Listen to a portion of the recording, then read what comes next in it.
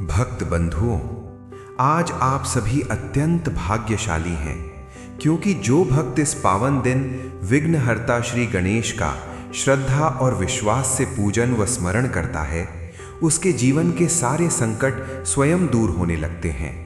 उसे सफलता, शांति और समृद्धि की प्राप्ति होती है। उसके कष्ट मिटते हैं और उस पर सदैव श्री गणेश जी की कृपा बनी रहती है। लेकिन भक्त बंधुओं, एक विशेष बात अवश्य ध्यान रखें। शास्त्रों में कहा गया है कि किसी भी पावन कथा को बीच में छोड़ देना जाने अनजाने किया गया एक बड़ा दोष माना जाता है। इसीलिए आप सभी से विनम्र निवेदन है कि गौरी गणेश चतुर्थी की इस पावन कथा को अंत तक अवश्य सुनें, ताकि आपको इसका पूर्ण पुण्य और संपूर्ण फल प्राप्त हो सके। भक्त बंधुओं, ऐसा भी कहा जाता है कि इस पावन दिन माँ गौरी नवविवाहिता स्वरूप में अपने मायके पधारती हैं और भगवान शिव उनसे एक क्षण भी दूर नहीं रह पाते। इसी कारण वे उनके साथ आते हैं। यही वजह है कि ये पावन तिथि दाम्पत्य सुख और पारिवारिक कल्याण का प्रतीक मानी जाती है। भक्त बंधुओं, मान्यता है कि आज के दिन इस कथा को पूरी श्रद्धा से सुनने मात्र से विवाहित महिलाओं का सुहाग अखंड रहता है और घर में सुख, शांति और समृद्धि का वास होता है। तो भक्त बंधुओं, कथा की शुरुआत करने से पहले आप सभी कमेंट में श्री गणेश अवश्य लिखें और हर हर महादेव का जय घोष करते हुए पूरे मन, श्रद्धा और विश्वास के साथ आइए अब इस पावन कथा की शुभ शुरुआत करते हैं। प्राचीन काल की बात है। आर्यावर्त के मध्य में विशालपुरी नाम का एक अत्यंत भव्य और समृद्ध राज्य हुआ करता था। इस राज्य की सीमाएं जहां तक जाती थीं, वहां तक केवल हरियाली, शांति और संपन्नता ही दिखाई देती थी। इस महान राज्य के स्वामी थे राजा दर्शन। राजा दर्शन केवल एक शासक नहीं थे, बल्कि वो अपनी प्रजा के लिए एक पिता के समान थे। उनके शासनकाल में विशालपुरी की कीर्ति चारों दिशाओं में फैली हुई थी। कहा जाता था कि राजा दर्शन के राज्य में कभी किसी घर का द्वार बंद नहीं होता था, क्योंकि वहां न चोरी का भय था और न ही दरिद्रता का वास। राजा दर्शन स्वयं एक महान योद्धा होने के साथ साथ परम धार्मिक पुरुष थे। वे प्रतिदिन ब्रह्म मुहूर्त में जागते, पवित्र नदी में स्नान करते और सूर्य देव को अर्घ्य देने के पश्चात ही जल ग्रहण करते थे। उनके न्याय की मिसाल दूर दूर के राज्यों में दी जाती थी। वे मानते थे कि राजा का अपना कोई सुख नहीं होता, प्रजा का सुख ही राजा का असली संतोष है। किंतु भक्तों, जैसे हर चमकते हुए सूर्य के पीछे एक शाम छिपी होती है, वैसे ही राजा दर्शन के इस सुनहरे शासन के पीछे उनके हृदय में एक गहरी चिंता की अग्नि जल रही थी। राजा दर्शन अब वृद्धावस्था की ओर बढ़ रहे थे। उनके बाल चांदी के समान सफेद हो चुके थे और शरीर में पहले जैसी स्फूर्ति नहीं रही थी। एक राजा के रूप में उन्होंने सब कुछ प्राप्त किया था, विजय, वैभव, यश और अटूट प्रजा प्रेम। किंतु एक पिता के रूप में वे भीतर ही भीतर अशांत थे। उनकी चिंता का मुख्य कारण उनके दो पुत्र थे, चंद्रवीर और धर्मवीर। राजा दर्शन अपनी प्रजा के भविष्य को लेकर चिंतित थे। वे अक्सर रात के समय राजमहल के झरोखे से अपनी सोई हुई प्रजा को देखते और सोचते, मेरे पश्चात इस महान राज्य की विरासत कौन संभालेगा? क्या मेरी प्रजा उतनी ही सुखी रहेगी जितनी आज है? राजा की चिंता निराधार नहीं थी। उन्होंने अपने दोनों पुत्रों के स्वभाव को बड़ी बारीकी से परखा था। बड़ा पुत्र चंद्रवीर शक्ति का उपासक था। उसके नेत्रों में दया नहीं बल्कि सत्ता की भूख थी। वह मानता था कि राजा को प्रजा पर भय के साथ शासन करना चाहिए। उसे तलवार की धार पर विश्वास था, न कि धर्म के मार्ग पर। चंद्रवीर अक्सर राजा दर्शन को कहते सुना जाता था, पिताजी, आप बहुत उदार हैं। राजा को इतना दयालु नहीं होना चाहिए, वरना प्रजा उसे कमजोर समझने लगती है। राजा दर्शन यह सुनकर सिहर उठते थे, क्योंकि वे जानते थे कि बिना करुणा के सत्ता केवल विनाश लाती है। वहीं छोटा पुत्र धर्मवीर साक्षात धर्म का अवतार था। वह स्वभाव से अत्यंत कोमल और विचारवान था। वह राजमहल के सुखों से अधिक समय गांव की चौपालों पर बिताता था, जहां वह निर्धनों के आंसू पोंछता और बीमारों की सेवा करता। धर्मवीर के हृदय में सेवा का भाव था, पर राजा दर्शन को डर था कि क्या यह अत्यंत कोमल स्वभाव वाला पुत्र राज्य की सुरक्षा और राजनीति के कुटिल चक्रों का सामना नहीं कर पाएगा। क्या समाज के शत्रु उसकी इस दयालुता का अनुचित लाभ नहीं उठाएंगे? राजा दर्शन की रातें करवटें बदलते बीतती थीं। वे सोचते थे कि यदि चंद्रवीर को गद्दी मिली तो प्रजा का सुख छिन जाएगा, और यदि धर्मवीर राजा बना तो शायद उसका बड़ा भाई उसे चैन से रहने नहीं देगा। एक पिता का हृदय दो पाटों के बीच पिस रहा था। वे अक्सर भगवान गणपति के मंदिर में जाकर घंटों मौन प्रार्थना करते, हे विघ्नहर्ता, मेरे इस राज्य की रक्षा करना। मुझे ऐसी राह दिखाएं जिससे मेरे पुत्रों में प्रेम बना रहे और मेरी प्रजा का भविष्य सुरक्षित हो। राजा दर्शन जानते थे कि राजगद्दी केवल कांटों का ताज होती है। उन्होंने अपनी आंखों से कई साम्राज्यों को अहंकार और आपसी द्वेष के कारण मिट्टी में मिलते देखा था। उनकी चिंता ये थी कि कहीं उनके चले जाने के बाद विशालपुरी की ये शांति किसी गृह युद्ध या सत्ता संघर्ष की भेंट न चढ़ जाए। उनके मन में ये प्रश्न बार बार उठता था कि क्या संस्कार कभी विरासत से बड़े हो सकते हैं? क्या धर्म और अधर्म की इस लड़ाई में अंततः न्याय की विजय होगी? यही वो चिंता थी जिसने राजा दर्शन के चेहरे पर असमय झुर्रियां ला दी थीं। वे अब एक ऐसे उत्तराधिकारी की तलाश में थे जो केवल राजा न हो बल्कि धर्म का रक्षक हो। उन्होंने तय किया था कि वे अपने जीवन काल में ही इस समस्या का समाधान खोजेंगे, पर उन्हें क्या पता था कि विधि का विधान कुछ और ही था और उनके जाने के बाद राज्य पर एक भीषण संकट आने वाला था। भक्तों, राजा दर्शन की ये चिंता केवल एक राजा की नहीं बल्कि हर उस व्यक्ति की है जो अपने जीवन की कमाई और संस्कारों को अपनी अगली पीढ़ी में सुरक्षित देखना चाहता है। राजा दर्शन का स्वास्थ्य दिन प्रतिदिन गिरता जा रहा था। उन्हें आभास हो गया था कि अब उनके पास समय कम है। उन्होंने सोचा कि जाने से पहले दोनों पुत्रों को गृहस्थ जीवन की जिम्मेदारी सौंप देना ही उचित होगा। राजा ने योग्य कन्याओं की खोज प्रारंभ की। बड़े पुत्र चंद्रवीर के लिए उन्होंने एक अत्यंत शक्तिशाली और संपन्न राज्य की राजकुमारी का चयन किया। चंद्रवीर की पत्नी, जिसे अब बड़ी रानी कहा जाने लगा, रूप में तो अद्वितीय थी, किंतु उसका हृदय अहंकार की चट्टान से बना था। वो महलों के वैभव और स्वर्ण मुद्राओं को ही जीवन का एकमात्र सत्य मानती थी। विवाह के कुछ ही दिनों बाद बड़ी रानी का असली स्वभाव सामने आने लगा। वो साधारण सेवकों से सीधे मुंह बात नहीं करती थी और सदा अपनी उच्च कुल की मर्यादा का दंभ भरती थी। वहीं दूसरी ओर छोटे पुत्र धर्मवीर के लिए राजा ने एक ऐसे छोटे राज्य की राजकुमारी को चुना जहां संस्कारों की खेती होती थी। ये राजकुमारी अत्यंत कोमल हृदय, धार्मिक और शांत स्वभाव की थी। महल के लोग उसे छोटी रानी कहने लगे। छोटी रानी आते ही महल के कार्यों में हाथ बटाने लगी और दासी सेवकों को भी अपना परिवार समझने लगी। भक्तों, यहीं से षड्यंत्र का वो काला बीज बोया गया जिसने आगे चलकर पूरे राज्य को झकझोर दिया। बड़ी रानी ने जब देखा कि छोटी रानी की सादगी और धर्मवीर की उदारता के कारण प्रजा उन्हें बहुत प्रेम करती है, तो उसके भीतर ईर्ष्या की अग्नि प्रज्वलित हो उठी। उसे लगा कि यदि यही चलता रहा तो राजगद्दी उसके हाथ से निकल जाएगी। वो एकांत में चंद्रवीर के कान भरने लगी।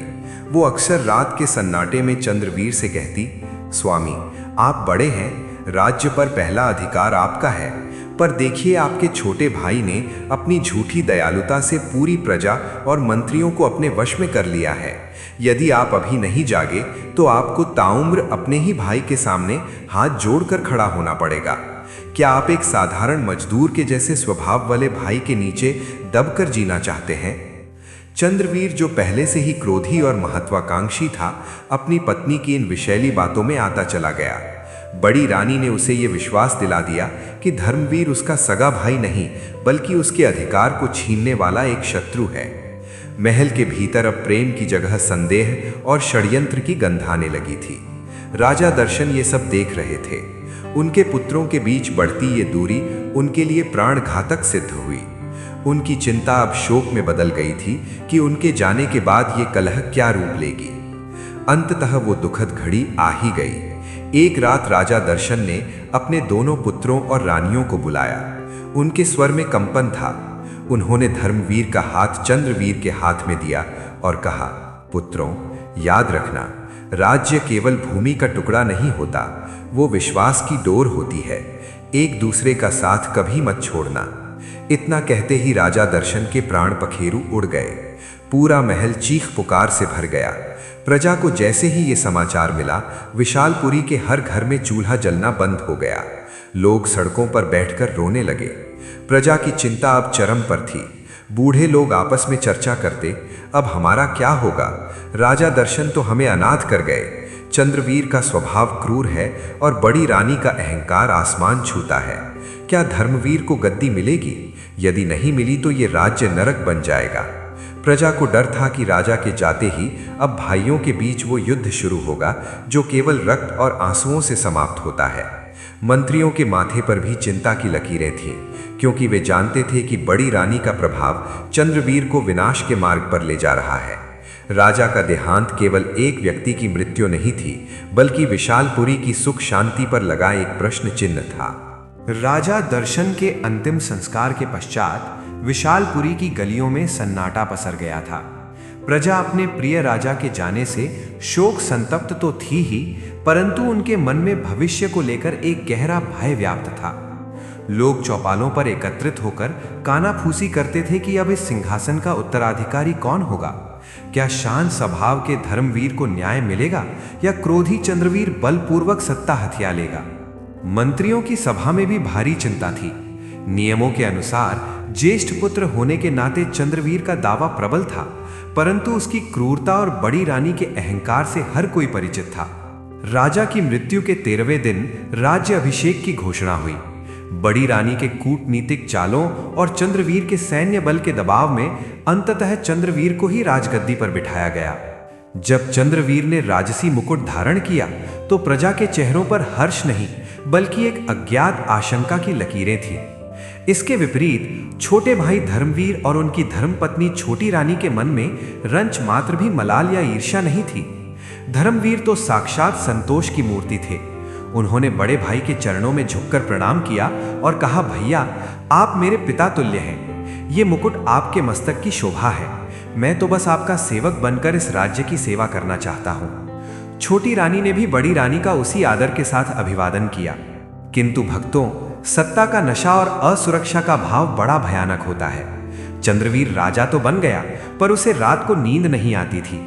उसे हर समय ये डर सताने लगा कि कहीं धर्मवीर की लोकप्रियता उसके सिंहासन को न छीन ले। बड़ी रानी ने इस आग में घी डालने का काम जारी रखा। वह प्रतिदिन चंद्रवीर से कहती, स्वामी, आप राजा तो बन गए, पर प्रजा की आंखों में आज भी धर्मवीर के लिए ही प्रेम है। जिस दिन वह अपनी उंगली उठाएगा, ये सिंहासन डोल जाएगा। एक जंगल में 2 शेर नहीं रह सकते। जब तक धर्मवीर इस महल में है, आपकी सत्ता असुरक्षित है। धीरे धीरे चंद्रवीर के मन में वह विष पूरी तरह भर गया। उसे लगने लगा कि धर्मवीर का भोलापन और उसकी दयालुता केवल एक नाटक है, ताकि वो प्रजा का समर्थन पा सके। एक समय का प्रेम अब संदेह की दीवार में बदल चुका था। भाई जो कभी एक दूसरे की ढाल थे, अब एक दूसरे के प्रति संशयित रहने लगे। चंद्रवीर को अपने ही सगे भाई में अपना काल नजर आने लगा। उसे लगने लगा कि यदि धर्मवीर जीवित रहा या महल में रहा तो उसकी आज्ञा का कोई मूल्य नहीं रहेगा। सत्ता की इस भूख ने चंद्रवीर को अंधा कर दिया और उसे अपने ही रक्त का प्यासा बना दिया। एक दुर्भाग्यपूर्ण शाम, चंद्रवीर ने धर्मवीर और छोटी रानी को दरबार में बुलाया। सभासदों के सामने चंद्रवीर ने गरजते हुए कहा, धर्मवीर, तुम इस महल में रहकर प्रजा के बीच षड्यंत्र रच रहे हो। तुम्हारी ये झूठी सादगी मेरी सत्ता को चुनौती दे रही है। मुझे तुम पर विश्वास नहीं रहा। यदि तुम्हें अपनी और अपनी पत्नी की सुरक्षा प्रिय है तो इसी क्षण यह राजमहल छोड़कर चले जाओ। धर्मवीर के पैरों तले जमीन खिसक गई। उन्होंने कांपते स्वर में कहा, भैया, मैंने तो कभी स्वप्न में भी राजगद्दी नहीं चाही। मैं तो बस आपके साथ रहना चाहता हूं। पर चंद्रवीर पर कोई असर नहीं हुआ। बड़ी रानी के इशारे पर सैनिकों ने धर्मवीर और छोटी रानी को महल के मुख्य द्वार तक घसीटा। चंद्रवीर ने आदेश दिया, आज से तुम कोई राजकुमार नहीं हो। जाओ, अपनी उसी प्रजा के साथ रहो जिनके तुम प्रिय बनते फिरते हो। यदि दोबारा इस महल की ओर कदम बढ़ाया तो परिणाम घातक होंगे। प्रजा ने जब अपने प्रिय राजकुमार और छोटी रानी को इस अवस्था में महल से निकलते देखा तो उनकी आंखों से रक्त के आंसू बहने लगे। लोग रोने लगे, पर राजा के सैनिकों के भय से कोई कुछ बोल न सका। धर्मवीर और छोटी रानी, जिनके पास अब रहने को छत तक नहीं थी, साधारण प्रजा के बीच पहुंच गए। उन्हें नगर के बाहर एक अत्यंत जीर्ण शीर्ण और उजड़े हुए खंडहर में आश्रय लेना पड़ा। धर्मवीर का हृदय छलनी हो गया था। वे बार बार छोटी रानी से कहते, देवी, मैंने तुम्हें राजमहल के सुख देने का वचन दिया था, पर आज मेरी वजह से तुम्हें इस धूल में सोना पड़ रहा है। किंतु छोटी रानी का साहस हिमालय जैसा अडिग था। उन्होंने धर्मवीर के आंसू पोंछते हुए कहा, स्वामी, विचलित ना हो। महलों में सोने वाले अक्सर चैन की नींद नहीं सो पाते, पर जो धर्म के साथ है, ईश्वर उसे खंडहर में भी शांति देते हैं। हम मेहनत करेंगे और प्रभु का नाम जपेंगे। प्रजा धर्मवीर के प्रति सहानुभूति तो रखती थी, पर चंद्रवीर के अत्याचारों के डर से कोई खुलकर उनकी सहायता नहीं कर पा रहा था। विशालपुरी का वो वैभव जो राजा दर्शन के समय था, अब धीरे धीरे लुप्त होने लगा था। भाई भाई की शत्रुता ने राज्य की नींव हिला दी थी।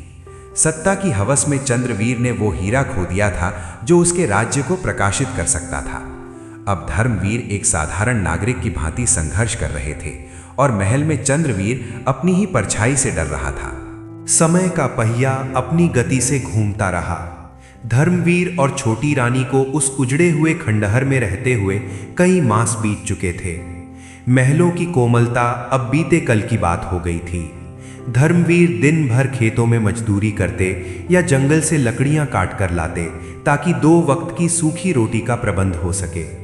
इसी कठिन समय में ईश्वर ने उनकी कुटिया में खुशियों की एक छोटी सी किरण भेजी। छोटी रानी ने एक अत्यंत तेजस्वी और सुंदर पुत्र को जन्म दिया। उस बालक के मुख पर ऐसी आभा थी जैसे साक्षात देवताओं का आशीर्वाद उतर आया हो। पुत्र के जन्म ने धर्मवीर के दुख को कुछ क्षणों के लिए भुला दिया, किंतु एक पिता का हृदय तब और अधिक कचोटने लगा जब उसने देखा कि उसके पास अपने नवजात शिशु के लिए न तो नरम वस्त्र हैं और न ही उसकी माता के लिए पौष्टिक भोजन। अभाव इतना था कि कई बार छोटी रानी को केवल पानी पीकर रात बितानी पड़ती थी। बालक जैसे जैसे बड़ा होने लगा, उसकी भूख और आवश्यकताएं भी बढ़ने लगीं। धर्मवीर की मजदूरी से अब घर का खर्च चलना असंभव हो गया था। एक दिन छोटी रानी ने अपने आंसुओं को पोंछकर दृढ़ संकल्प लिया। उसने धर्मवीर से कहा, स्वामी, हमारे पुत्र का मुख भूख से कुम्हला रहा है। मैं चुपचाप राजमहल जाऊंगी और वहां एक साधारण दासी बनकर काम मांग लूंगी। वहां काम करने वाले बहुत से लोग हैं, मुझे कोई नहीं पहचानेगा। धर्मवीर ने बहुत मना किया, पर ममता के आगे विवश होकर उन्हें मौन होना पड़ा। छोटी रानी ने अपने रेशमी केशों को धूल से भर लिया, साधारण और फटे हुए वस्त्र पहने और अपना मुख ढककर महल के पिछले द्वार पर पहुंची। कुछ महीनों तक सब ठीक रहा। वह दिन भर महल की रसोई में बर्तन धोती, फर्श साफ करती और शाम को जो थोड़ा अनाज या बचा हुआ भोजन मिलता उसे लेकर घर लौट आती। वह अपने बालक को तृप्त देख स्वयं भूखी सो जाती। किंतु भक्तों, ईर्ष्या की आंखें बहुत तेज होती हैं। एक दिन जब छोटी रानी आंगन बुहार रही थी, तभी वहां से बड़ी रानी का निकलना हुआ। छोटी रानी ने अपना सिर झुका लिया, पर उसके चलने के ढंग और उसके व्यक्तित्व की गरिमा ने बड़ी रानी को संशय में डाल दिया। बड़ी रानी पास आई और उसने झटके से छोटी रानी का घूंघट उठा दिया। जैसे ही बड़ी रानी ने छोटी रानी का चेहरा देखा, उसके चेहरे पर एक कुटिल मुस्कान और घृणा के भाव उमड़ आए। वो अट्टहास करते हुए बोली, ओ, तो विशालपुरी की छोटी राजकुमारी अब मेरे पैरों की धूल साफ कर रही है। महलों का सपना देखने वाली आज मेरी दासियों की दासी बनी है। छोटी रानी की आंखों में आंसू थे, पर उसने साहस बटोर कर कहा, दीदी, मैं यहाँ रानी बनकर नहीं, एक माँ बनकर आई हूँ। मेरा पुत्र भूखा है, कृपया मुझे काम से ना निकालें। किंतु बड़ी रानी का हृदय तो पाषाण हो चुका था। उसे दया नहीं बल्कि बदला लेने का अवसर दिख रहा था। उसने सोचा कि इसे सीधे निकालने से अच्छा है कि इसे इतना तड़पाया जाए कि ये स्वयं मृत्यु की कामना करने लगे। बड़ी रानी ने उसी क्षण आदेश दिया, आज से ये दासी केवल रसोई में नहीं बल्कि अस्तबल की सफाई करेगी। इसे वो सारा काम दिया जाए जो सबसे कठिन और निम्न हो, और सावधान, इसे भोजन के नाम पर केवल एक मुट्ठी कच्चा चावल दिया जाए, वो भी तब जब सारा काम पूरा हो जाए। अत्याचार का सिलसिला शुरू हो गया। छोटी रानी से तपती दोपहरी में भारी पत्थर उठवाए जाते, पशुओं का गोबर साफ करवाया जाता और उसे तनिक भी विश्राम नहीं दिया जाता था। बड़ी रानी ऊपर झरोखे से बैठकर ये सब देखती और आनंद लेती। शाम ढलने तक छोटी रानी का शरीर थक कर चूर हो जाता, हाथ पैरों में छाले पड़ जाते। जब वो अपनी मजदूरी मांगने जाती तो बड़ी रानी के सैनिक बड़ी हिकारत से उसकी झोली में मुट्ठी भर कंकड़ मिले हुए सूखे चावल डाल देते। एक दिन काम का बोझ इतना अधिक था कि सूर्यास्त हो गया पर काम समाप्त नहीं हुआ। बड़ी रानी ने उसे तब तक घर नहीं जाने दिया जब तक उसने पूरे महल की सीढ़ियों को अपने हाथों से नहीं रगड़ा। अंत में जब वो घर के लिए निकली तो उसकी झोली में केवल कुछ दाने चावल के थे। छोटी रानी लंगड़ाते हुए कांपते पैरों से अपने खंडहर तक पहुंची। भूख से बिलखता हुआ उसका छोटा बेटा द्वार पर ही रो रहा था। बेटे की हालत देखकर छोटी रानी की आंखों से अविरल अश्रु बहने लगे। उसने अपनी थकान को किनारे रखा, सूखी लकड़ियां जलाकर आग सुलगाई और उन थोड़े से चावलों को मिट्टी के पात्र में उबालने लगी। चावल इतने कम थे कि उनका पानी भी सफेद नहीं हुआ। जब वो अधपके चावल तैयार हुए तो छोटी रानी ने स्वयं भूखी रहकर एक एक दाना अपने हाथ से अपने पुत्र को खिलाया। बालक ने जब अपनी मां की गोद में तृप्त होकर आंखें मूंदी तब छोटी रानी ने हाथ जोड़कर ऊपर वाले से कहा, हे नाथ, मुझे कितनी भी पीड़ा देना पर मेरे बालक को कभी भूखा मत रखना, मेरे सुहाग की रक्षा करना। धर्मवीर जब रात को लौटे और उन्होंने छोटी रानी के छिल चुके हाथों को देखा तो वे फपक कर रो पड़े। उन्होंने कहा, हे विधाता, क्या एक न्यायप्रिय राजा के पुत्र की यही नियति है? छोटी रानी ने मुस्कुराकर उनके हाथ थाम लिए और कहा, स्वामी, ये दुख नहीं, ये हमारी शुद्धि हो रही है। जिस माँ के पास अपने बच्चे को खिलाने के लिए एक निवाला भी हो, वो दुनिया की सबसे अमीर माँ है। उस रात उस खंडहर में भले ही वैभव नहीं था पर वहां वो ममता और त्याग था जिसे खरीदने का सामर्थ्य बड़ी रानी के स्वर्ण भंडार में भी नहीं था। अत्याचार की ये रात लंबी होने वाली थी, पर भक्तों याद रखिएगा कि जब अत्याचार अपनी सीमा लांघता है तभी ईश्वर का न्याय जागता है। समय निरंतर बीत रहा था और धर्मवीर का परिवार उस खंडहर में अभावों के बीच भी अपने आत्मसम्मान को जीवित रखे हुए था। छोटी रानी प्रतिदिन अपमान सहकर महल से मुट्ठी भर चावल लाती और उसी में अपने संसार को तृप्त करने का प्रयास करती। उधर राजमहल में चंद्रवीर और बड़ी रानी अपनी विलासिता में डूबे हुए थे।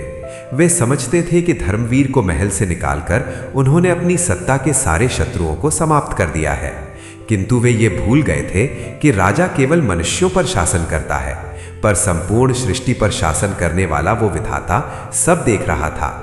अचानक विशालपुरी के भाग्य का सूर्य अस्ताचल की ओर जाने लगा। वो वर्ष जिसे खुशहाली का वर्ष माना जा रहा था काल के ग्रास में बदल गया।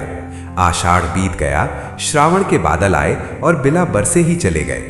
आकाश एकदम साफ और तपता हुआ हो गया। सूरज की किरणें अब प्रकाश नहीं बल्कि आग बरसाने लगी। धीरे धीरे राज्य की नदियां सूखने लगीं, कुओं का जल पाताल में चला गया और धरती माता के सीने पर लंबी लंबी दरारें पड़ गईं। लहराती फसलें खेत में ही जलकर राख हो गईं। भक्तों, जब राज्य का राजा धर्म से विमुख हो जाता है तो प्रकृति भी अपना मुख मोड़ लेती है। अकाल ने अपने भयानक पैर पसार लिए थे। पशु पक्षी पानी की एक बूंद के लिए तड़प तड़प कर मरने लगे। प्रजा के बीच भूखमरी फैल गई। निर्धन लोग दाने दाने को मोहताज हो गए। किंतु चंद्रवीर, जो सत्ता के मद में अंधा हो चुका था, उसने प्रजा की सहायता करने के बजाय राजकोष भरने की चिंता की। बड़ी रानी के परामर्श पर उसने राज्य में कर की दरें दुगनी कर दी। उसका तर्क था कि यदि प्रजा से कर नहीं लिया गया तो महल की व्यवस्थाएं कैसे चलेंगी। सैनिक गांवों में जाकर जबरन अनाज के अंतिम दाने भी छीनने लगे। चारों ओर हाहाकार मच गया। जो प्रजा कभी राजा दर्शन के नाम पर जयकारे लगाती थी, आज वही प्रजा राजमहल की ओर देखकर आंसू बहा रही थी और चंद्रवीर को कोस रही थी। गांवों से लोग पलायन करने लगे, सड़कें लावारिस लाशों से भरने लगीं।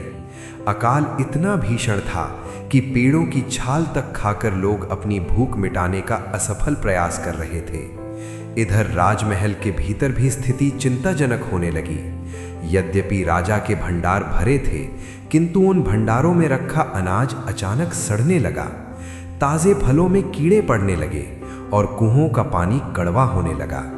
चंद्रवीर को अब डर सताने लगा।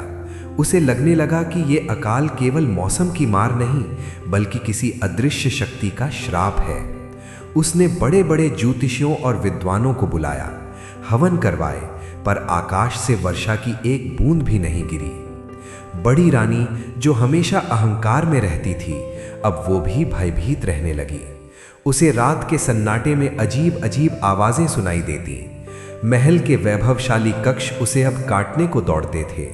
उसे बार बार छोटी रानी का वो चेहरा याद आता, जिसे उसने अपमानित कर अस्तबल में काम करने पर मजबूर किया था। अंजलि के मन में ये शंका पैदा होने लगी कि कहीं ये सब उस अबला की आह का परिणाम तो नहीं है। राजा चंद्रवीर की रातों की नींद उड़ गई थी। वो दिन भर झरोखे से अपनी मरती हुई प्रजा को देखता और उसका मन ग्लानि से भर जाता, किंतु उसका अहंकार उसे आज भी अपनी भूल स्वीकार करने से रोक रहा था। वो मंत्रियों पर चिल्लाता, सेनापतियों को दंड देता, पर समाधान कहीं नहीं था। प्यास से व्याकुल प्रजा अब राजमहल के द्वारों पर आकर चिल्लाने लगी थी, हमें अन्न दो, हमें जल दो, अन्यथा हमें मृत्यु दे दो। उधर उस खंडहर में धर्मवीर और छोटी रानी की स्थिति और भी बदतर थी। जब महल से अनाज मिलना बंद हो गया और खेतों में काम नहीं रहा, तो वे साक्षात मृत्यु के द्वार पर खड़े थे। उनका बालक भूख से बिलखता और छोटी रानी के पास उसे देने के लिए दूध का एक कतरा भी नहीं था। उस भीषण अकाल में भी धर्मवीर ने हार नहीं मानी। उन्होंने सूखी धरती को अपने आंसुओं से सींचा और भगवान गणपति का ध्यान करना शुरू किया। छोटी रानी ने निश्चय किया कि अब केवल प्रार्थना ही उन्हें बचा सकती है। उसने सूखी लकड़ियों को इकट्ठा कर मिट्टी की एक छोटी सी गणेश प्रतिमा बनाई। उसके पास चढ़ाने को न फूल थे न मिष्ठान। उसने केवल अपने संकल्प का जल और श्रद्धा के आंसू गणपति के चरणों में अर्पित किए। वह घंटों बैठकर प्रार्थना करती, हे विघ्नहर्ता, आपने तो हमेशा भक्तों के कष्ट हरे हैं। मेरे सुहाग की रक्षा करें, मेरे बालक के प्राण बचाएं और इस प्यासी धरती पर अपनी कृपा की वर्षा करें। नगर की सड़कों पर भूख से दम तोड़ते बच्चों की चीखें और प्यास से तड़पते पशुओं का क्रंदन राजा के कानों में गूंजता रहता था। वह कक्ष में बैठता तो उसे घुटन होती, वह छत पर जाता तो उसे सूखी धरती डराती। मन की इस विकलता को शांत करने के लिए एक दिन शाम के समय राजा चंद्रवीर ने आखेट पर जाने का निर्णय लिया। सूरज ढलने को था और आकाश का रंग सिंदूरी से गहरा काला हो रहा था। राजा ने अपने कुछ विशेष अंगरक्षकों को साथ लिया और अपने सबसे तेज घोड़े पर सवार होकर जंगल की ओर निकल पड़ा। वह वास्तव में शिकार नहीं करना चाहता था, वह तो बस अपने भीतर की बेचैनी से भागना चाहता था। घोड़ा सरपट दौड़ रहा था, धूल उड़ रही थी, पर उस धूल में भी नमी का नामो निशान नहीं था। पेड़ों के सूखे पत्ते घोड़े के पैरों के नीचे आकर ऐसी आवाज कर रहे थे जैसे वे भी राजा को उसकी भूलों का एहसास करा रहे हों। दौड़ते दौड़ते राजा चंद्रवीर जंगल के उस घने हिस्से में पहुंच गया जहां साधारणतः कोई नहीं जाता था।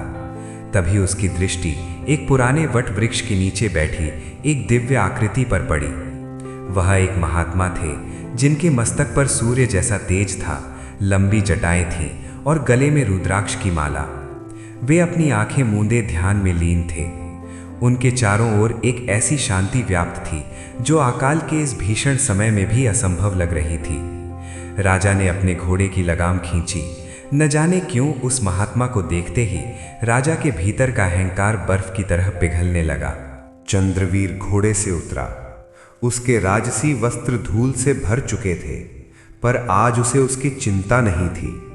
उसने अपने धनुष बाण एक ओर रखे और अत्यंत विनम्रता के साथ महात्मा के चरणों में साष्टांग प्रणाम किया। महात्मा ने धीरे से अपनी आंखें खोली।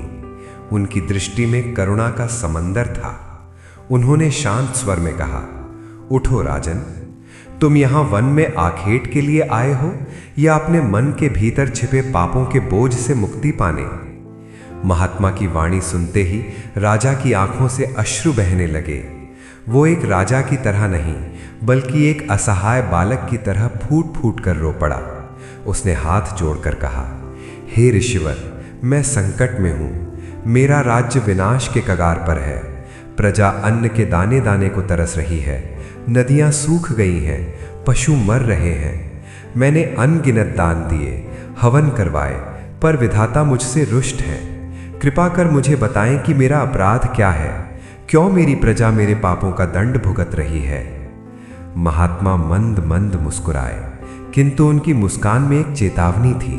वे बोले, राजन, प्रकृति कभी भी अकारण रुष्ट नहीं होती। जिस राज्य का शासक अपने ही रक्त का तिरस्कार करता है, जहां एक भाई दूसरे भाई के न्याय का हनन करता है, वहां की धरती प्यासी ही रहती है। क्या तुम्हें याद नहीं कि तुमने सत्ता के मद में अंधे होकर अपने अनुज धर्मवीर को महल से बाहर निकाला? क्या तुम्हें याद नहीं कि तुम्हारी दहलीज से एक सती स्त्री तुम्हारी छोटी रानी को अपमानित कर भगाया गया? जिस घर की लक्ष्मी खंडहर में भूखी सोती हो, वहां ऐश्वर्य की लक्ष्मी भगा कैसे ठहर सकती है? राजा चंद्रवीर कांप उठा। उसे अपनी पत्नी अंजलि की वे बातें याद आईं जिन्होंने उसे धर्मवीर के विरुद्ध भड़काया था।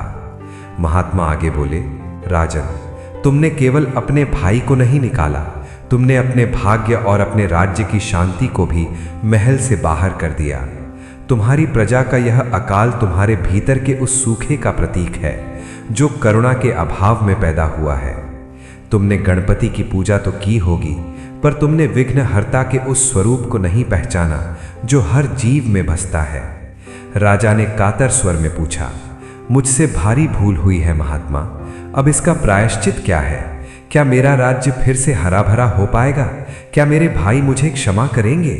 महात्मा ने आशीर्वाद की मुद्रा में हाथ उठाया और कहा, राजन, क्षमा का मार्ग पश्चाताप की गलियों से होकर गुजरता है। जाओ, उस खंडहर में जहां तुम्हारा भाई और छोटी रानी अभाव में भी धर्म को जीवित रखे हुए हैं, उन्हें सम्मान सहित वापस लाओ।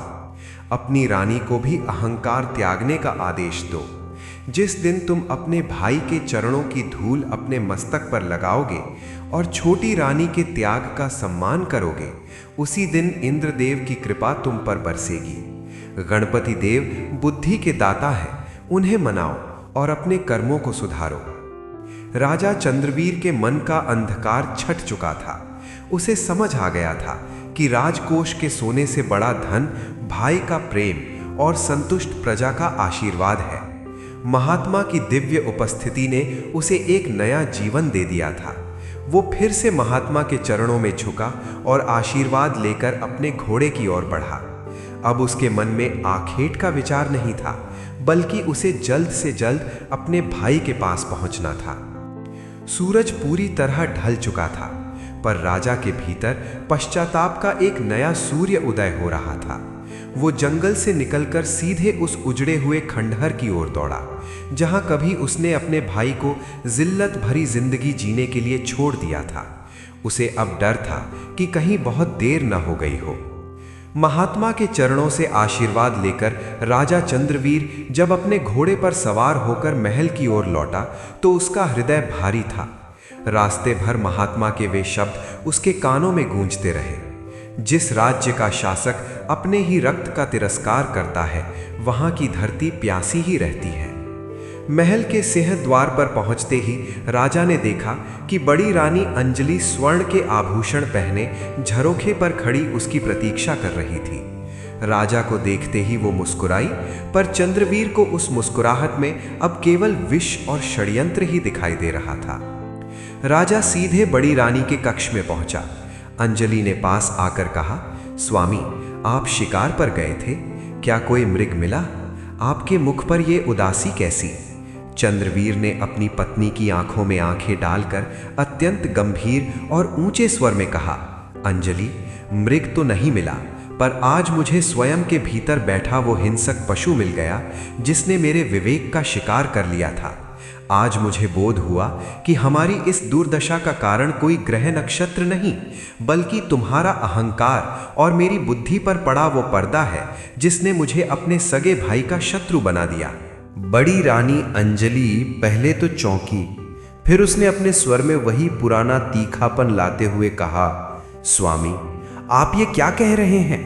मैंने तो सदा आपके हित की बात की। वो धर्मवीर और उसकी पत्नी तो हमारी सत्ता के कांटे थे।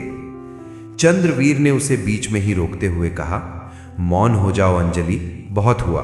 तुम्हारी इसी हित की बातों ने मेरे भाई को खंडहर में और मेरी प्रजा को शमशान में पहुंचा दिया है। आज वन में एक महात्मा ने मेरी आंखें खोल दी हैं। उन्होंने बताया है कि जब तक मेरे भाई के चरणों की धूल इस महल में नहीं आएगी, तब तक न तो आकाश से जल बरसेगा और न ही हमारे पापों का अंत होगा। यदि तुम अपनी भलाई चाहती हो तो अपने इस झूठे राजसी ठाठ बाट को त्यागो और मेरे साथ उस खंडहर की ओर चलो जहां मेरा भाई मौत से लड़ रहा है। बड़ी रानी अंजलि का अहंकार अभी भी पूरी तरह नहीं टूटा था, पर राजा के तेवर और महात्मा के शाप के डर से वो कांप उठी। उसने देखा कि चंद्रवीर अब वो पुराना राजा नहीं रहा जिसे वो अपनी उंगलियों पर नचाती थी। राजा ने आदेश दिया, सैनिकों, रथ तैयार करो, पर इसमें स्वर्ण नहीं बल्कि अन्न और वस्त्र भरो। हम आज राजा बनकर नहीं बल्कि अपराधी बनकर अपने भाई के द्वार पर जा रहे हैं। अंधेरी रात थी, पर राजा चंद्रवीर का संकल्प अटल था। वो स्वयं रथ हाँकते हुए नगर की सीमा पर स्थित उस जीर्ण शीर्ण खंडहर की ओर बढ़ा। पीछे पीछे बड़ी रानी अंजलि भी एक साधारण दासी की तरह सिर झुकाए चल रही थी। जब वे उस खंडहर के पास पहुंचे तो वहां सन्नाटा पसरा था। झींगुरों की आवाज और दूर कहीं सियार के रोने का स्वर सुनाई दे रहा था। खंडहर के भीतर से एक मध्यम सी रोशनी आ रही थी। राजा चंद्रवीर ने भीतर झांका तो उसका कलेजा मुंह को आ गया। उसने देखा कि एक कोने में धर्मवीर फटे हुए आसन पर लेटे थे। उनका शरीर सूख कर कांटा हो गया था। दूसरी ओर छोटी रानी अपने बालक को गोद में लिए बैठी थी, जो भूख के मारे निढाल होकर सो चुका था। छोटी रानी मिट्टी की बनी एक छोटी सी गणेश प्रतिमा के सामने हाथ जोड़कर प्रार्थना कर रही थी, हे गणपति बप्पा, मेरे पति के प्राण बचा लीजिए, भले ही मेरे प्राण ले लीजिए। राजा चंद्रवीर की हिम्मत नहीं हुई कि वो सीधे अंदर चला जाए। उसने खंडहर की चौखट पर अपना मस्तक रख दिया और जोर जोर से रोने लगा। रोने की आवाज सुनकर छोटी रानी चौंककर बाहर आई। उसने देखा कि साक्षात राजा और बड़ी रानी उसके द्वार पर खड़े हैं। वो डर गई और धर्मवीर को जगाने लगी। स्वामी, उठिए, देखिए कौन आया है। धर्मवीर ने जैसे ही अपनी आंखें खोली और अपने बड़े भाई को देखा, वो लड़खड़ाते हुए उठे। उन्हें लगा कि शायद चंद्रवीर उन्हें इस खंडहर से भी निकालने आया है। धर्मवीर ने हाथ जोड़कर कहा, भैया, मुझसे कोई भूल हुई हो तो क्षमा करें। हम तो यहाँ चुपचाप पड़े हैं, आपकी सत्ता को कोई चुनौती नहीं दे रहे। ये शब्द सुनते ही चंद्रवीर धर्मवीर के चरणों में गिर पड़ा। उसने भाई के पैर पकड़ लिए और अपने आंसुओं से उन्हें धोने लगा। चंद्रवीर सिसकते हुए बोला, नहीं धर्मवीर, नहीं छोटे भाई, मुझे क्षमा मत कहो, मुझे धिक्कारो। मैं राजा नहीं, मैं एक पापी हूं जिसने अपनी प्रजा और अपने भाई को नर्क में ढकेल दिया। भैया, मुझे अपनी गोद में उठा लो, वरना मैं यहीं प्राण त्याग दूंगा। महात्मा ने सही कहा था, असली राजा तो तुम हो जिसके पास संतोष का धन है। बड़ी रानी अंजलि भी छोटी रानी के पैरों में गिर पड़ी।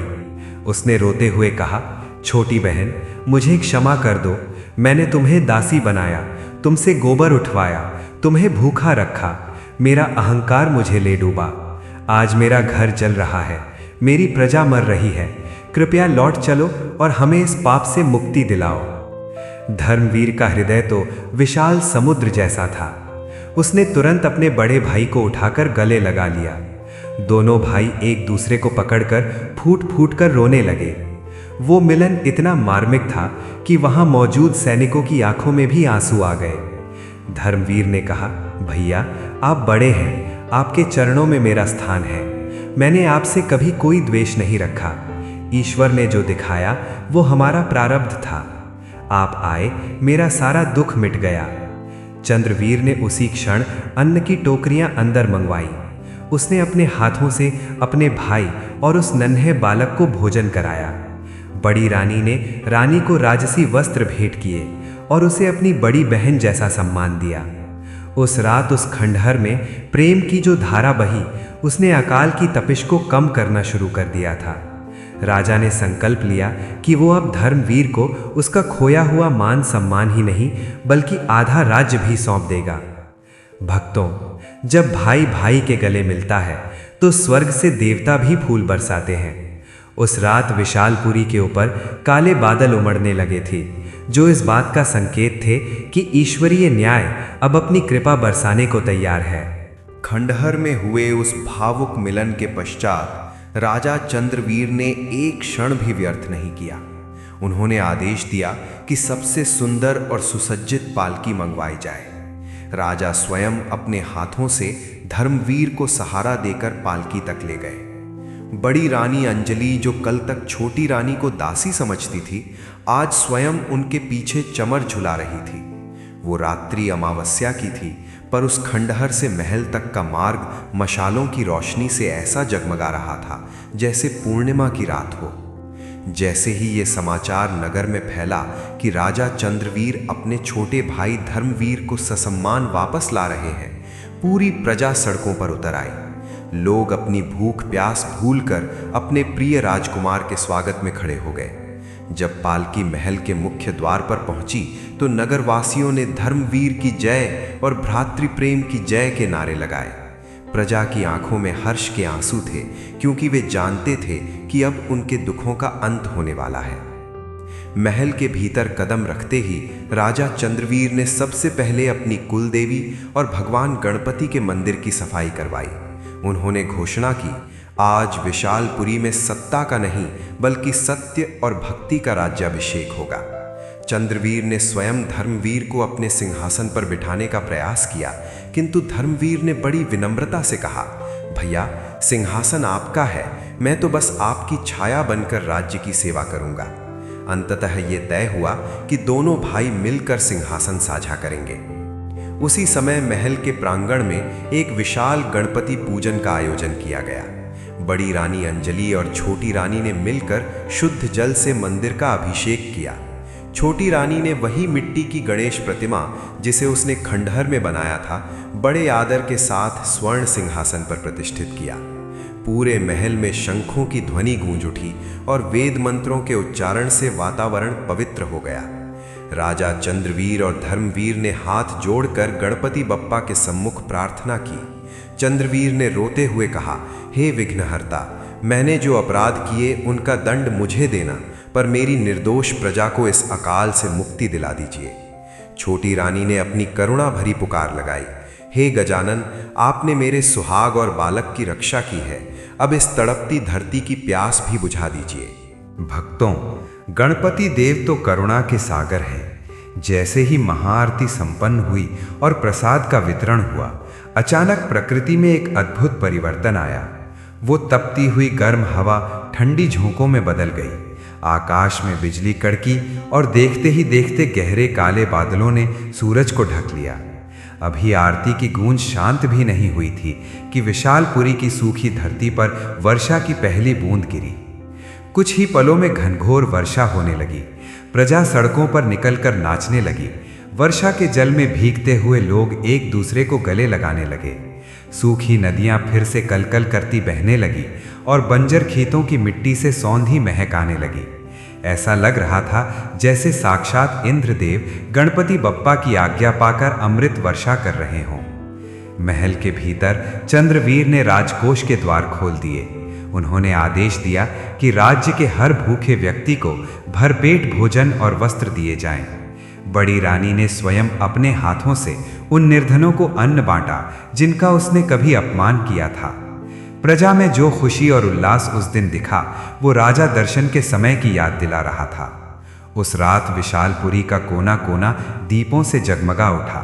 ये केवल एक भाई की वापसी नहीं थी, बल्कि ये धर्म की अधर्म पर विजय थी। छोटी रानी की भक्ति और धर्मवीर के धैर्य ने एक उजड़े हुए राज्य को फिर से स्वर्ग बना दिया था। भगवान गणपति की कृपा से अब विशालपुरी में न कोई भूखा था और न कोई दुखी। भाइयों का प्रेम लौट आया था और इसके साथ ही लौट आई थी राज्य की सुख समृद्धि। महल में ससम्मान वापसी के पश्चात वो समय आया जिसका पूरा राज्य साक्षी बनना चाहता था। कल तक जो बड़ी रानी अंजलि अहंकार के मद में चूर होकर छोटी रानी को अपने पैरों की धूल समझती थी, आज उसी अंजलि के हृदय में पश्चाताप की अग्नि दधक रही थी। वो रात्रि दिव्य थी। एक ओर महल के बाहर झमाझम वर्षा हो रही थी जो धरती की प्यास बुझा रही थी, और दूसरी ओर महल के भीतर प्रेम की वर्षा हो रही थी जो वर्षों की कड़वाहट को धो रही थी। बड़ी रानी अंजलि ने रेशमी वस्त्रों और आभूषणों का त्याग कर एक साधारण साड़ी धारण की और छोटी रानी के कक्ष में पहुंची। छोटी रानी अपने बालक को सुला रही थी। जैसे ही उसने बड़ी रानी को देखा वो आदरवश खड़ी हो गई, किंतु अंजलि ने उसे रोकने का संकेत दिया और उसके चरणों में बैठ गई। अंजलि की आंखों से अश्रु अविरल बह रहे थे। उसने रुंधे हुए गले से कहा, छोटी बहन, मुझे क्षमा कर दो।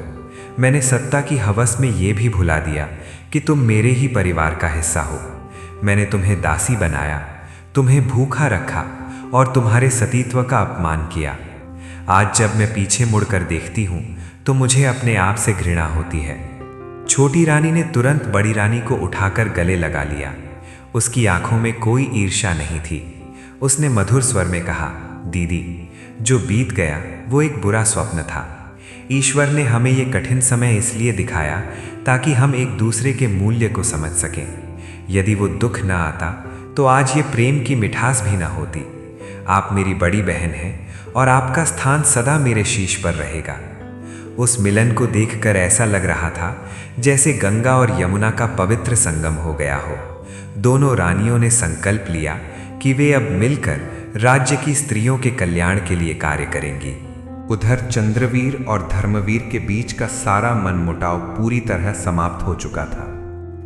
चंद्रवीर ने स्वीकार किया कि सत्ता का वास्तविक अधिकारी वह नहीं बल्कि वह है जिसके हृदय में प्रजा के लिए करुणा हो। कल तक जहां युद्ध की आहट थी, जहां चंद्रवीर धर्मवीर को अपना शत्रु समझकर उसे नष्ट करने की योजना बनाता था, आज वहां केवल सहकार और भ्रातृ प्रेम था। चंद्रवीर ने धर्मवीर से कहा, अनुज, तुमने मुझे जीवन का सबसे बड़ा पाठ पढ़ाया है कि प्रेम के बिना प्राप्त किया गया साम्राज्य वास्तव में एक कारागार है। दोनों भाइयों ने मिलकर निर्णय लिया कि वे राजकोष के द्वार प्रजा के लिए खोल देंगे। जो खजाना कभी चंद्रवीर ने प्रजा को लूटकर और भारी कर लगाकर इकट्ठा किया था, आज वही खजाना प्रजा की भलाई के लिए लुटाया जाने लगा। सड़कों पर अब सैनिकों का डर नहीं था, बल्कि मंगल गीतों की गूंज थी। जहां पहले खौफ का साया रहता था, वहां अब उत्सव की तैयारियां हो रही थी। प्रजा में ऐसी खुशी व्याप्त थी जैसे सदियों का वनवास समाप्त हुआ हो। लोग एक दूसरे को मिठाई बांट रहे थे और कह रहे थे, हमारे राजा दर्शन फिर से लौट आए हैं। इस सुखद वातावरण के केंद्र में थे भगवान गणपति। महल के आंगन में एक विशाल वेदी बनाई गई। हजारों दीपकों की रोशनी में गणपति बप्पा की स्वर्ण प्रतिमा को प्रतिष्ठित किया गया। राजा चंद्रवीर, धर्मवीर, बड़ी रानी और छोटी रानी चारों ने एक साथ मिलकर महायज्ञ किया। ये केवल एक धार्मिक अनुष्ठान नहीं था, बल्कि ये विशालपुरी के पुनर्जन्म का उत्सव था। जब गणपति बप्पा मोरिया के जयकारों से आसमान गूंजा तो ऐसा लगा जैसे स्वर्ग से देवता भी इस दृश्य को देख मुस्कुरा रहे हों। विशालपुरी का वह भयभीत करने वाला माहौल अब पूरी तरह बदल चुका था। जिस राज्य में भुखमरी और प्यास का तांडव था, वहां अब हरियाली और समृद्धि की लहर दौड़ रही थी। खजाना अब केवल राजा की तिजोरी में नहीं, बल्कि हर गरीब के घर में अन्न के रूप में पहुंच रहा था। ये गणपति बप्पा की वही कृपा थी जिसने उजड़े हुए घरों को फिर से बसा दिया और टूटे हुए दिलों को फिर से जोड़ दिया।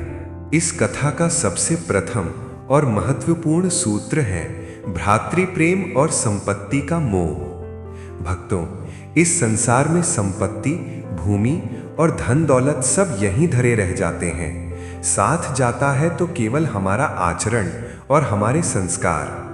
चंद्रवीर और धर्मवीर के जीवन ने हमें दिखाया कि जब एक भाई दूसरे भाई के विरुद्ध खड़ा होता है तो केवल एक परिवार नहीं टूटता, बल्कि पूरे समाज और राज्य का पतन प्रारंभ हो जाता है। संपत्ति के चक्कर में अपने ही रक्त से लड़ना साक्षात अधर्म है। शास्त्र कहते हैं कि जिस घर में भाई भाई में प्रेम होता है, वहां दरिद्रता प्रवेश करने का साहस नहीं कर पाती। यदि दोनों भाई मिलकर एक दिशा में चलें, तो वे पहाड़ को भी हिलाने का सामर्थ्य रखते हैं। संपत्ति आज है, कल नहीं रहेगी, किंतु भाई का साथ वो ढाल है जो जीवन के हर संकट में आपकी रक्षा करती है। इसलिए कभी भी मिट्टी के टुकड़ों के लिए अपने सगे संबंधियों के हृदय को ठेस न पहुंचाएं। दूसरी बड़ी सीख जो हमें मिलती है वो है ईश्वरीय नाराजगी और गृह कलेश। जहां भाई भाई में शत्रुता होती है, जहां घर की स्त्रियां अपमानित होती हैं और जहां कलह का वातावरण रहता है, वहां से देवता मुख मोड़ लेते हैं। हमने देखा कि जैसे ही चंद्रवीर ने धर्मवीर को अपमानित कर निकाला, विशालपुरी का सौभाग्य रूठ गया। अकाल, भूखमरी और जल की कमी, ये सब केवल प्राकृतिक आपदाएं नहीं थी, बल्कि ईश्वरीय क्रोध का संकेत थी। भगवान वहीं वास करते हैं जहां शांति और प्रेम होता है। यदि आपके घर में प्रतिदिन लड़ाई झगड़े होते हैं, तो आप चाहे कितने ही यज्ञ या अनुष्ठान कर लें, ईश्वर की कृपा प्राप्त नहीं होगी। समाज में आपकी संपत्ति का बखान तब नहीं होगा जब आपके पास महल होंगे, बल्कि तब होगा जब लोग उदाहरण देंगे कि देखो उन भाइयों में कैसा अटूट प्रेम है। वास्तविक संपत्ति धन नहीं, बल्कि समाज में अर्जित किया गया सम्मान और परिवार की एकता है। तीसरी और सबसे कल्याणकारी सीख है विघ्नहर्ता श्री गणेश की महिमा। जीवन में जब भी संकट के बादल छाएं, जब चारों ओर अंधकार ही अंधकार दिखे और कोई मार्ग न सूझे, तब केवल एक ही नाम है जो समस्त बाधाओं को हर सकता है, भगवान श्री गणेश। छोटी रानी ने खंडहर में रहकर भी अपना धैर्य नहीं खोया और गणपति बप्पा की शरण ली। उनकी करुण पुकार ने ही राजा चंद्रवीर के हृदय को बदला और राज्य में वर्षा करवाई। भक्तों, गणेश जी केवल बुद्धि के दाता नहीं हैं, वे समस्त विघ्नों के विनाशक हैं। हमारे जीवन में आने वाली हर बाधा, चाहे वो पारिवारिक हो, आर्थिक हो या मानसिक, गणपति की कृपा से क्षण भर में दूर हो सकती है। इसीलिए भारतीय संस्कृति में विधान है कि हर शुभ कार्य से पहले गणेश पूजन अनिवार्य है। चाहे आप नया व्यापार शुरू करें, नए घर में प्रवेश करें या कोई भी मांगलिक कार्य करें, सबसे पहले श्री गणेशाय नमः का उच्चारण करें। गणेश जी की पूजा करने का अर्थ है अपनी बुद्धि को शुद्ध करना और अहंकार का विसर्जन करना। यदि चंद्रवीर ने पहले ही गणपति देव की शिक्षाओं का पालन किया होता, तो उसे पश्चाताप की उस अग्नि में नहीं जलना पड़ता। अंत में ये कथा हमें पश्चाताप और क्षमा की शक्ति सिखाती है। मनुष्य से भूल होना स्वाभाविक है, किंतु उस भूल को स्वीकार कर लेना और अपनों के चरणों में झुक जाना ही महानता है। चंद्रवीर ने जब अपना अहंकार त्यागा, तभी उसका कल्याण हुआ, और धर्मवीर ने जब क्षमा किया, तभी परिवार पूर्ण हुआ। भक्तों, एक विशेष बात, अपने भाइयों के साथ मित्रता का व्यवहार रखें। याद रखिए, बाहर की दुनिया में आपको बहुत से मित्र मिलेंगे, पर जो संकट में आपके साथ खड़ा होगा वो आपका अपना भाई ही होगा। समाज में अपनी संपत्ति का प्रदर्शन करने के बजाय अपने चरित्र और अपने परिवार के प्रेम का प्रदर्शन करें। प्रतिदिन सुबह उठकर माता पिता को प्रणाम करें और भगवान गणेश का स्मरण करें। जिस घर में सुबह शाम गणपति बप्पा मोरिया की गूंज होती है, वहां साक्षात रिद्धि सिद्धि और शुभ लाभ का वास होता है। भक्त बंधुओं, यदि आपको ये पावन कथा अच्छी लगी हो और इससे आपके मन को शांति, श्रद्धा और भक्ति की अनुभूति हुई हो, तो कृपया हमारे श्री ज्ञान YouTube चैनल को सब्सक्राइब अवश्य करें, ताकि ऐसी ही धार्मिक कथाएं और ज्ञान आप तक निरंतर पहुंचता रहे। अब अंत में भक्त बंधुओं, मेरी एक विनम्र प्रार्थना है। हे विघ्नहर्ता श्री गणेश, हे माँ गौरी और भगवान शिव शंकर, जिस भी भक्त ने इस पावन कथा को श्रद्धा और विश्वास के साथ अंत तक सुना, आप उसके जीवन के सभी विघ्न, कष्ट और दुख दूर करें। उसके घर में सुख, शांति, समृद्धि और प्रेम का वास हो। उसकी संतान, परिवार और कार्य क्षेत्र पर आपकी अखंड कृपा सदैव बनी रहे। इसी मंगल कामना के साथ जय श्री गणेश, जय माँ गौरी, हर हर महादेव।